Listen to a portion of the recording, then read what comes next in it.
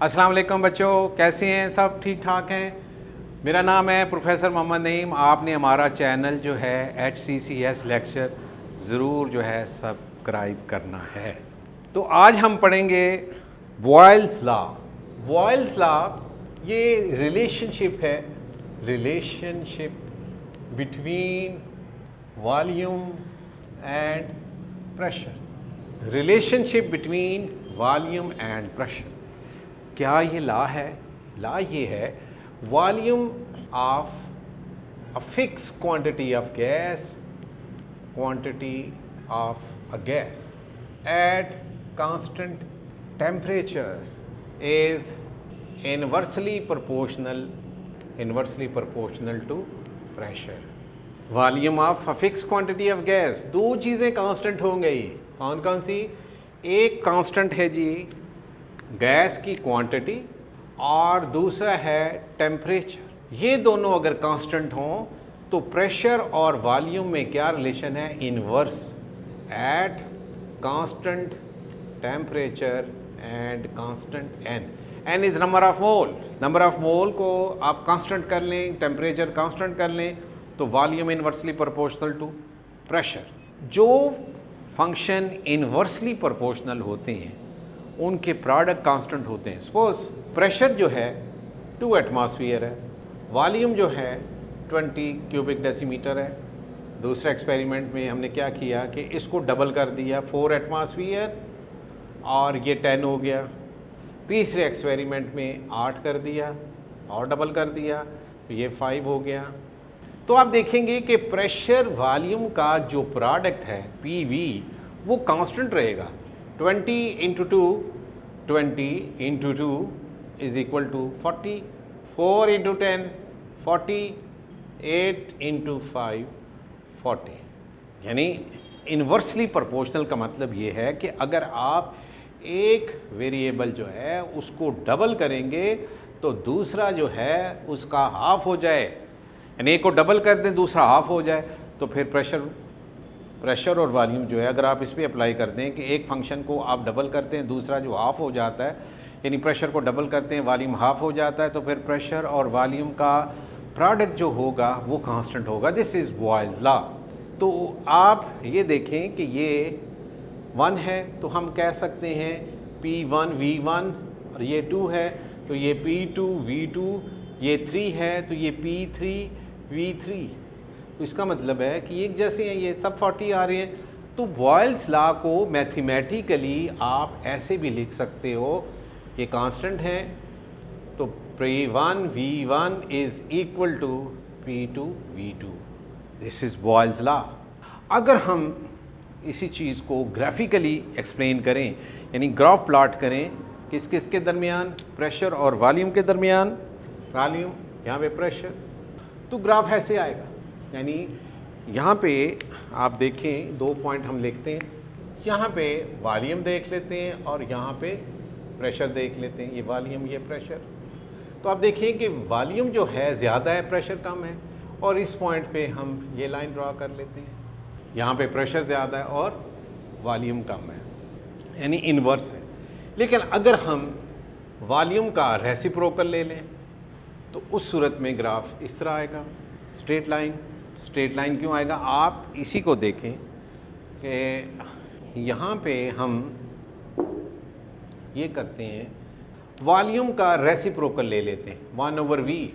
Volume का reciprocal 1/V यानी 1/20, 1/10, 1/5। तो 1/10 ये 0.5 आएगा, ये 0.2 आएगा, और 1/20 ये 0.01, 0.05, 1/20 0.05। ठीक है।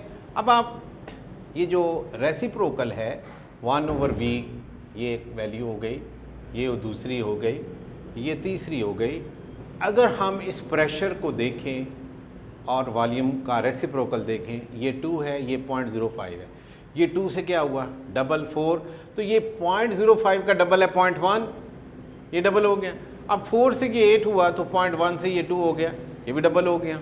यानी अगर हम प्रेशर वर्सेस वॉल्यूम का रेसिप्रोकल लेकर ग्राफ प्लॉट करेंगे तो ग्राफ इस तरह से आएगा, ठीक है। दिस इज मैथमेटिकल या graphic representation of Boyle's law कि प्रेशर इन्वर्सली प्रोपोर्शनल है, तो इस तरह अगर प्रेशर जो है वॉल्यूम का रेसिप्रोकल इस पे ग्राफ प्लॉट करें तो ये स्ट्रेट लाइन आएगा, यानी ये डायरेक्टली प्रोपोर्शनल है।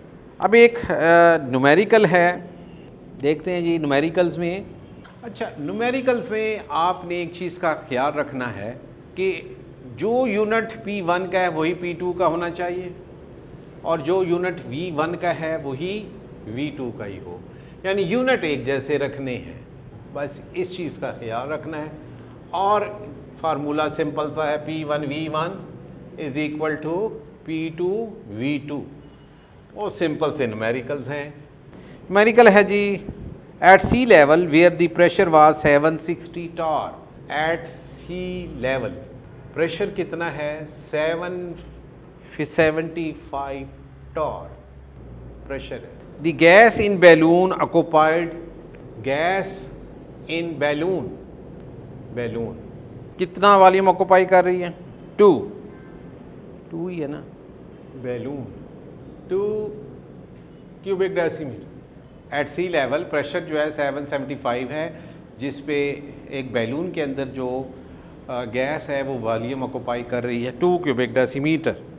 What volume will the balloon expand when it has risen to an altitude where the pressure is 100 tar? अगर प्रेशर जो है 100 टार हो तो वॉल्यूम क्या होगा? आप देखें, इसमें प्रेशर का यूनिट एक जैसा है, तो आप फार्मूला लगाएंगे P1 V1 is equal to P2 V2। इसको हम 1 कर लेते हैं और ये 2 कर लेते हैं, तो P1 is 775 torr, V1 is 2 cubic decimetre, P2 जो है ये 100 टॉर है और आपने V2 फाइंड करना है। तो इसको उधर ले जाएं, टार से टार कैंसिल हो गया ना, तो 775 divided by 100 multiplied by 2 cubic decimetre, तो ये वॉल्यूम आ जाएगा। इसको अब आप 50 पे आ जाएगा, 50 डिवाइड कर दें तो ये 15.10 क्यूबिक डेसीमीटर होगा। अब ये कोई न्यूमेरिकल है, सिंपल सा है बेटा। आपने क्या करना है कि फार्मूला लिखकर जो है वैल्यू पुट करनी है। बस मैंने आपको कहा है कि यूनिट एक जैसे हों, अगर डिफरेंट है तो एक जैसा कर लें, डिफरेंट हैं तो एक जैसा कर लें। 760 मिलीमीटर, ये मैं आपको यहाँ बता दूँ, 760 millimetre is equal to 760 torr. 760 millimetre is equal to 1 atmosphere, ठीक है। तो इस तरह से आप कन्वर्जन भी कर सकते हैं। नेक्स्ट जो लॉ है नंबर 3 लॉ, वो रिलेशनशिप बताता है जी, किस में? वॉल्यूम में और टेम्परेचर में। Relationship between volume and temperature, that is Charles law, जिसको बच्चे चार्ल्स लॉ कहते हैं, not Charles law, Charles law. तो ये लॉ क्या है? ये लॉ ये है कि volume of a fix quantity of gas, volume of a fixed quantity of a gas is volume of a fixed quantity of gas at constant pressure। अब यहाँ पे प्रेशर कांस्टेंट है, जब हम वॉल्यूम में और टेम्परेचर में रिलेशन देखेंगे तो गैस की क्वांटिटी और प्रेशर कांस्टेंट हो। Volume of a fix quantity of gas at constant pressure is directly proportional absolute temperature, not temperature. बच्चे यहाँ पे लिख देते हैं directly proportional to temperature, this is wrong. Directly proportional to absolute temperature. Absolute जो है ये वर्ड यूज़ करना है, एब्सोल्यूट टेम्परेचर। एब्सोल्यूट टेम्परेचर क्या है? टेम्परेचर क्यों नहीं कहा? देखें, अगर हम ग्राफ प्लॉट करें, टेम्परेचर एक्स एक्सिस पे लें, वॉल्यूम जो है वाई एक्सिस पे लें, तो ग्राफ इस तरह से आएगा। अब यहाँ पे टेम्परेचर है 0 डिग्री सेंटीग्रेड, तो 0 डिग्री सेंटीग्रेड पर गैस का वॉल्यूम 0 नहीं है, देखिए डायरेक्टली प्रोपोर्शनल का मतलब ये होता है कि अगर एक चीज़ ज़ीरो है तो दूसरी भी ज़ीरो, अगर एक चीज़ डबल होती है तो दूसरी भी डबल हो जाए। डायरेक्टली प्रोपोर्शनल का मतलब ये है। तो अब टेम्परेचर तो ज़ीरो है, वॉल्यूम ज़ीरो नहीं है। अगर हम इस ग्राफ को इस तरफ लेके आएँ, अब इस पॉइंट पे वॉल्यूम जो है ये ज़ीरो है, लेकिन टेम्परेचर -273 डिग्री सेंटीग्रेड है। तो क्यों ना हम इस टेम्परेचर को ज़ीरो कर लें। तो -273 degree centigrade is equal to 0 kelvin, यानी this is absolute temperature. Absolute temperature हम उस हाइपोथेटिकल टेम्परेचर को कहते हैं जिस पर किसी गैस का वॉल्यूम ज़ीरो कंसिडर किया जाता है। ज़ीरो होता नहीं है। देखें, मैटर को आप डिस्ट्रॉय नहीं कर सकते। Gas is a matter, gas का वॉल्यूम ज़ीरो नहीं हो सकता। देखिए, मैटर की आप डेफिनीशन यही करते हैं कि that state which has in that substance, that state तो नहीं, that substance which has volume, which has definite volume, ठीक है जी, and some quantity of matter, यानी occupy some space and quantity of. अब ये मैटर की क्वांटिटी है तो ये कैसे हो सकता है कि वो स्पेस ऑक्यूपाई ना करे? तो ये पॉसिबल नहीं है ना कि एक चीज़ का ज़ीरो हो जाना, तो फिर वो मैटर तो डिस्ट्रॉय हो, मैटर तो डिस्ट्रॉय। हाँ, आप ये करते हैं कि इस टेम्परेचर पर कोई गैस एग्जिस्ट नहीं करेगी, तो गैस सॉलिड या लिक्विड में चेंज होगी। तो हमने क्या करना है, इस टेम्परेचर को, ठीक है, क्या कंसिडर करना है कि इस पर किसी भी गैस का वॉल्यूम ज़ीरो होगा। अब देखिए कि अगर यहाँ से स्टार्ट करते हैं तो ये इंक्रीज़ हो रहा है और वॉल्यूम भी इंक्रीज़ हो रहा है। तो इस टेम्परेचर पे जो 0 डिग्री सेंटीग्रेड है, टेम्परेचर कितना हो जाएगा? 273 केल्विन, नॉट सेंटीग्रेड, यानी 0 डिग्री सेंटीग्रेड 273 केल्विन। तो वॉल्यूम जो है ये डायरेक्टली प्रोपोर्शनल है एब्सोल्यूट टेम्परेचर। तो जो फंक्शन डायरेक्टली प्रोपोर्शनल हो उनमें रेशो कांस्टेंट होती है। ये याद रखें, directly proportional ratio constant. T over V कर लें या वी ओवर टी कर लें, रेशो कांस्टेंट आएगी। जैसे देखें ना, वॉल्यूम जो है सपोज और एब्सोल्यूट टेम्परेचर, वॉल्यूम है 20 क्यूबिक डेसीमीटर और जो एब्सोल्यूट टेम्परेचर है ये कितना है? सपोज ये 100 केल्विन है, ठीक है। अब वॉल्यूम जो है क्या हो गया? डबल हो गया, 40 क्यूबिक डेसीमीटर और ये 200 हो गया केल्विन।